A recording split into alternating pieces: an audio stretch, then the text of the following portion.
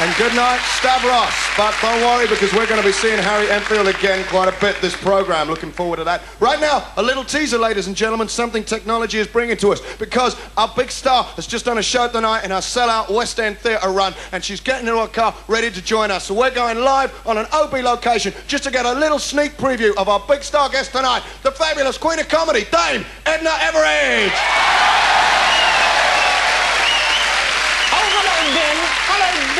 Hello, Duke. I'm sorry, Helmut. I have to go, darling. Yes, I'm on Friday Night Live.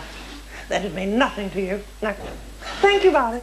Bye, bye, bye, bye, bye, bye. I'm so sorry. That was my Swiss accountant, or one of them. I don't mean to sound elitist, Ben, but I'm so looking forward to being on your show. And it's incredible, you know. Look how fresh and well I look. I've just stepped off the stage of my sellout show at the Strand Theatre. And, you know, I've just been... Well, I suppose I've been explored by about, well, over 1,000 people. I've just had an exploratory, and I'm sure ladies viewing know all that entails. And yet I'm as fit as a fiddle and rearing to go. I can't wait, as a matter of fact, to be the guest in your studio tonight. Do you think this is pretty? I might slip into something else in the back seat of the car. It seems years since I took my frock off in the back seat. You know, oh, these are the lovely corridors. They're historic. I think probably Shakespeare used to play in this theatre in one of his wonderful old shows. To be or not to be, lend me your ear, paint your wagon. Who knows? I'm slipping out to the limo now, and very, very soon I'm going to be in London Weekend Studios as a special guest on Friday Night Live. Don't go away. Oh, thank you, darling. Hello, Possums. Thank you so much. Lovely. Good night. Thank you. Good luck, Diane. Bye. Good luck. Thank you so much, darling. Aren't you gorgeous? I don't know what I'm going to say on this program. I suppose I should start thinking about something, shouldn't I? Who's watching me, though? Look at all these people. They won't. They might be taping it, of course, mightn't they?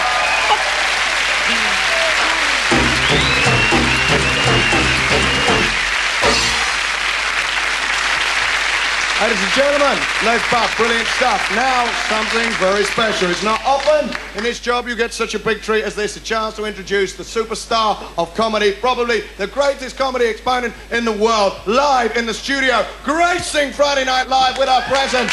Would you please welcome Dame Edna!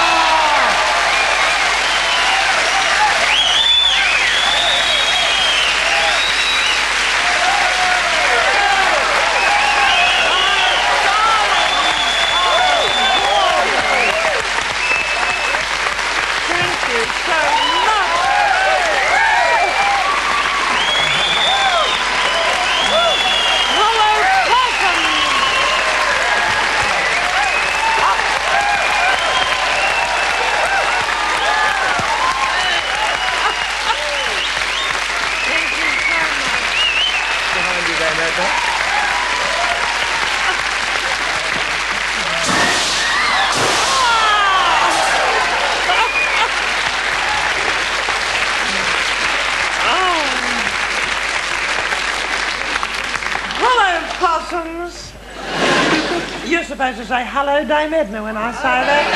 Oh, darling, goodness me, I didn't expect I'd get such a buzz from being here tonight, to use a rather modern, youthful expression. But this studio has got marvellous vibes for me, because I did my marvellous talk show, the Dame Edna Experience, here, and I think I left a beautiful atmosphere, which has very much helped little Ben with his attempt. And what a marvellous attempt it's been, hasn't it? I suppose I'm looking at an alternative audience, aren't I? But you look pretty normal to me. I must say I'm a real megastar, not even an alternative one. But it's going to be a little bit of a relief for you to hear me tonight. I won't be shouting at you in a Cockney accent. But I could shock you. I'm sorry to say I could shock a lot of people. My material could shock you, because I'm not going to use any four-letter words at all, I'm afraid. People people will be writing in protest. No Channel 4 letter words. But I adore little Ben, and I foresee quite a future for that boy. To me, he's the Bob Monkhouse of the future. I think so. Because I think of this show as Ben Elton's Opportunity Knocks, and I think of little Bob's show is really Obscurity Knocks, don't you think? I mean, there's a similarity. You look at little Ben, the corner of his mouth. I think there's a wee little raunchy bit of Bob Monkhouse there. I'm not sure what an alternative comedian is, Possums. Is it someone who's funny every second day? Every alternate day could be. In which case, I hope tonight's comedians weren't funny yesterday, so they'll be funny tonight. But, you know, I'm a role model for so many of these people. I've heard all this material before. They ring me up at all hours of the night. They say, Dame Edna, is this funny? They try out their material on me. Because the young adore me, and I help so many young people. That's why I'm thrilled to know that there are some marvellous Australian talents on the program tonight. But they ring up and they say, we won't use those wicked, naughty words to you, Dame Edna. And I said, say what you like, because I'm unshockable.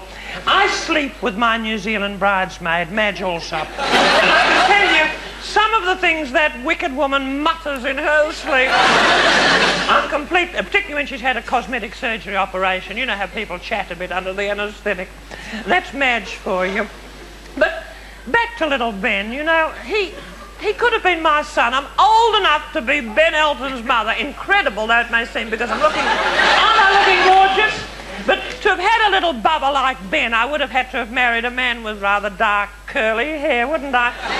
And funnily enough, I'm not drawn to men with dark, curly hair. I mean, I am, but I wouldn't want to play hospitals with them. Do you know what I mean? Otherwise, I would have married an Aborigine, wouldn't I?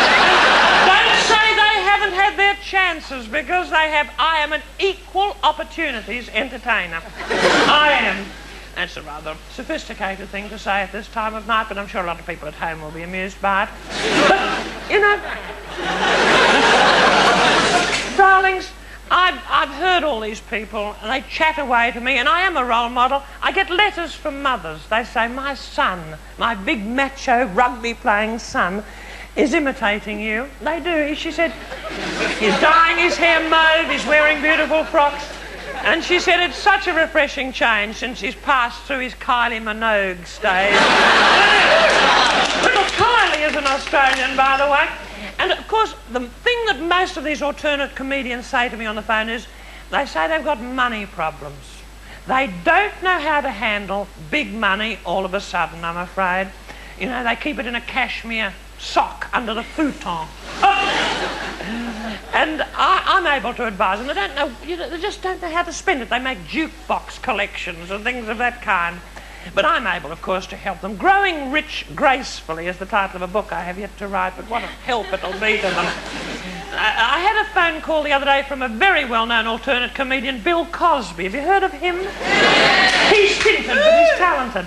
And he said to me, I earn so much money, even just walking to the car. You know, and of course, he earns almost as much as I give to my favourite charity, which is premenstrual tension research. You know, I give it monthly. They need it monthly. I'm telling you that. But that's my little concession to alternate humour.